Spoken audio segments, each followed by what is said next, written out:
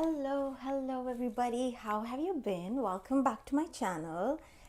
I'm going to be talking about Quicksilver and I have so much to talk about. So we'll get right into it.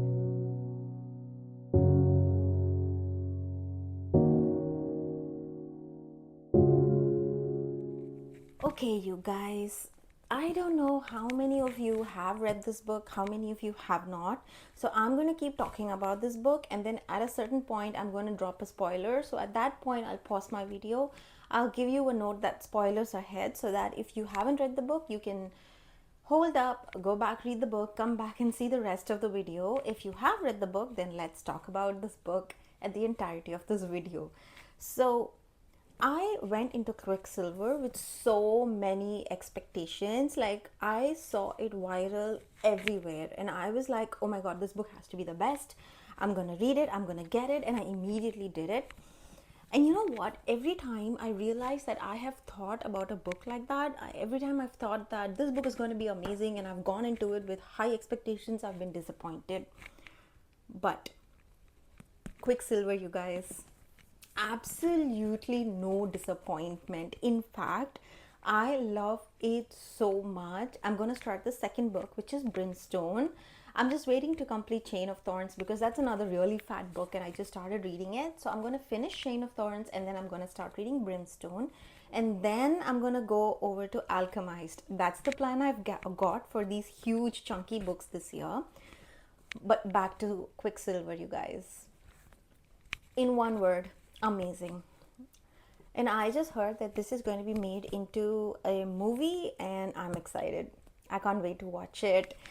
Alright, I'm going to give you an excerpt of what this book is about first. If you've not heard of it, Quicksilver is a high fantasy book. This is about a girl called Sadis. She is a person who is thieving in like this war-torn kind of place. It's like a village-ish, townish, well, fantasy-ish place. So she stays there with her brother and she's taken care after by this person who forges metals, especially gold or silver or whatever. Like they forge swords and all of that. So what happens is she is tired of living in this poverty-stricken, very secluded kind of a place where the queen is like an evil person and she's an authoritarian, and they have like curfews. It's like a dystopian kind of world that she's living in, and she decides to take matters in her own hands. There is like this other place where from the kingdom, which is supposedly really well off. So she goes there and she steals like this gauntlet and she tries to run away from the kingdom, and one of the commanders catches her and then the whole of the army is behind her. And just when she's about to die, when they like almost go through this whole fight sequence and she's about to die, what we're told is Death himself comes up from this pool of silver water and takes her in. And you guys, I don't know how to explain this, but the way everything is written in this book is so fluid and so captivating that you're like inside this world. Like when I read these words in this book, it just felt like as if I was watching Death come out of the silver pool and take our heroine and then carry her inside. And there's a pause there. Clearly it's an interval, but you know what, we've only gone through quarter of the book, not even quarter, like maybe the first 6 chapters, and that's it. And look at how fat this book is. So clearly there's so much happening and I was so excited to find out what happens. So essentially what happens is she's taken into this world of Fae. Death himself is a Fae warrior and he's called Kingfisher. That's him, Fisher for short. And he actually takes her into this world of Fae, which she never knew existed. She's just read about it in myths and legends and folk tales and things like that, but she never really thought Faes exist.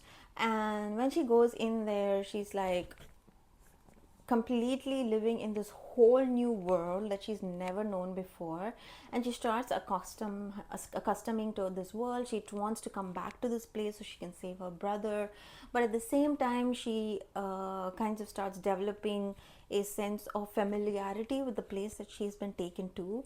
And we find out that she is an alchemist that the Fey world has been searching for all this while. As an alchemist, she has the capability to forge these special swords with the help of a metal called Quicksilver, and that's what this book is about. So that metal is magic, and that metal actually talks to her, and she's got these like frequent events where this kind of a metal talks to her in like her real world, but she never knew. She thought it was some kind of a power, but she never knew what it meant. But then when she comes here, she realizes that she's an alchemist and she can forge metals just by talking to them and also understanding how they want to be forged. So we meet all of these different characters over here, and all of them are really, really good. We meet one of her friends, Catherine Sweat. Well, technically, he's not her friend, her ex-boyfriend.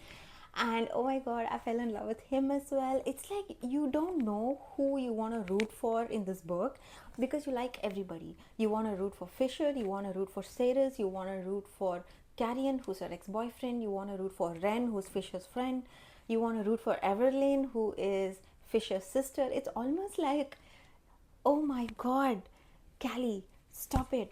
Give me one person to root after so I can stay invested in that person. But no, I'm invested in every character in this book. And it was so worth it, you guys. I took my time reading it. I was savoring it, and it was amazing. So I'm going to put a stop here. If you haven't read this book, or if you don't mind listening to spoilers, go ahead. But if you want to stop here, go back, read the book and come back, then by all means you can do that, because I'm going to talk about this book because I have to. Okay, so when she finds out that she's an alchemist and she starts doing all of these different metal forging for Fisher, Fisher actually goes ahead and creates a kind of a bond with her where he is well, it's like a death bond where he tells her that she has to complete creating all of these metals before he can actually take her back to her place, and she has to agree. And oh my god, you guys, Fisher's character is so confusing. I mean, you want to hate the guy, but you don't want to hate the guy. You like crazy about this guy, I swear.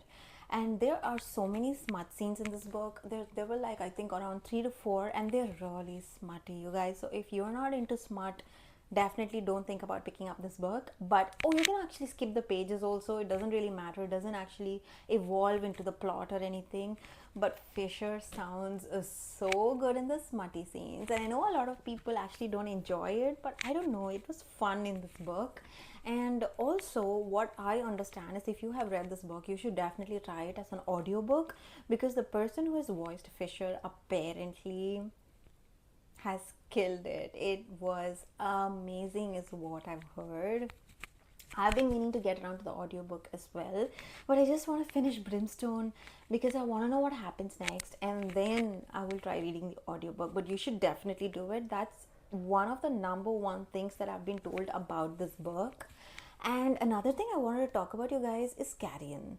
Like, why is this character not liked in the beginning? I mean, they portray him as though he's like this annoying ex-boyfriend and all of that, but he just rises up to the occasion and he fights for his friends, and he's so cocky and he's so funny, and he's got this humor at like the most weirdest places, and he always stands up for Ceres or even Fisher for that matter. So I don't know, what I did here was Brimstone has a lot of Carrion Swift POVs in it, and so I'm excited to read Brimstone especially for that, because I want more Carrion Swift for me, you guys. I do. I don't know who you enjoyed the most. Actually, I kind of have a thing for Fisher, but at the same time I feel like I'm swaying towards Carrion Swift and coming back. It's almost like a love triangle which is so weird, because I've never felt that for any book. I mean, there's always like this clear one character that you end up liking, but with this book, it's like I really want to like Fisher, but I also like Carrion. And somewhere in my heart, I also felt a liking for Ren. So I don't know, I just wish they all get their happily ever afters, sort of. It was so much fun. And I love the ending of this book as well, where she gets the power to like kill Malcolm, and because she does that, she is now the queen of vampires, which is, oh my god, you guys. I don't know how to explain this feeling if you haven't read this book, because you are missing out. You are definitely missing out. You should read this book ASAP. And this book is not really like difficult for beginners, if I must say. It's a good book, even if it's high fantasy for beginners. So even if you're new to reading, if you don't get scared by the chunkiness of this book, then that's the only thing you need to worry about. And the smuttiness, then you can definitely pick it up. It's not difficult, it's not completely high fantasy like Lord of the Rings, where you need a lot of patience and understanding to go through the book, but it's pretty easy. So it isn't very literature-ish, but at the same time, it's like so much fun and it's proper fantasy. And also, it's not young adult fantasy, it's adult fantasy. So keep that in mind when you pick up this book. So don't expect going into it and thinking it's more young adultish like A Court of Thorn and Roses. It's not. It's like a grown-up version of it, which I also enjoyed a lot, because I know it's an unpopular opinion, but I'm not a huge Court of Thorn and Roses fan. I did enjoy the first book, but I didn't get myself to enjoy the second book as much, so it was a little bit up and downish for me. But this one knocked it out of the park. So again, just to sum it up, if you're looking for an amazing fantasy, well, high fantasy read for adults, and you don't mind a chunky book, and I think this is going to be a trilogy as well, so if you don't mind investing in 3 books, then definitely pick this up. It is so worth your read. I think this might end up being my best read of 2026. We'll have to wait and see, but so far I enjoyed this so much.